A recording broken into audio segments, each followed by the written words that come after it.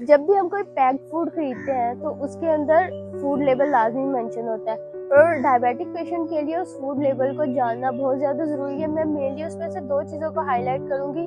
Number one is serving size and the other one is sodium.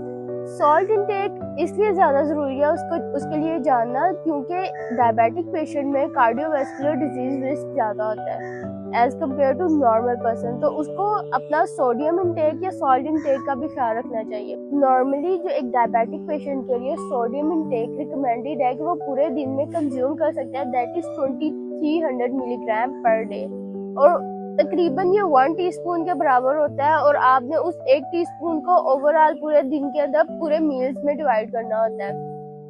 अगर आप 3 meals ले रहे हैं तो 750 टू 800 मिलीग्राम्स पर मील बनता है। तो आपने ऐसी फूड्स खानी है जो कि आपको ऐसा मील प्लान करना है जिसके अंदर आपको सोडियम कंटेंट 800 से कम ही रहे।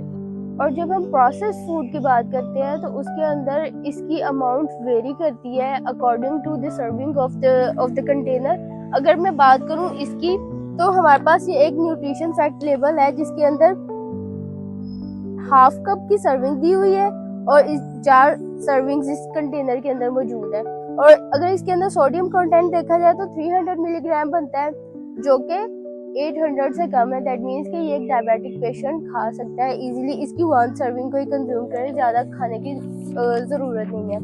इसके अलावा अगर मैं एक और न्यूट्रिशन फैक्ट लेबल देखूँ तो इसके अंदर हमारे पास 1 कप 1 सर्विंग के बराबर है, और ओवरऑल इस कंटेनर के अंदर 4 सर्विंग्स मौजूद है। और इसकी अगर मैं बात करूँ इसकी सोडियम कंटेंट की, तो ये तकरीबन 1010 mg बन रहा है, जो कि 800 से ज़्यादा है। तो आप इसको नहीं कंज्यूम कर सकते। लेकिन अगर आपका बहुत ही दिल कर रहा है कि आपने इसको खाना ही खाना है तो आप इसकी हाफ सर्विंग ले लें, पूरी सर्विंग आप इसको ना खाएं।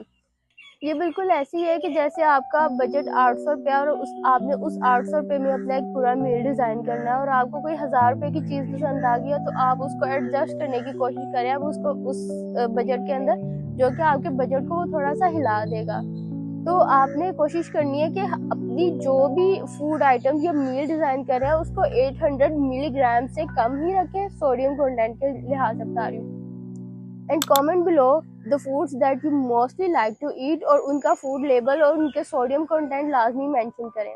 Thank you.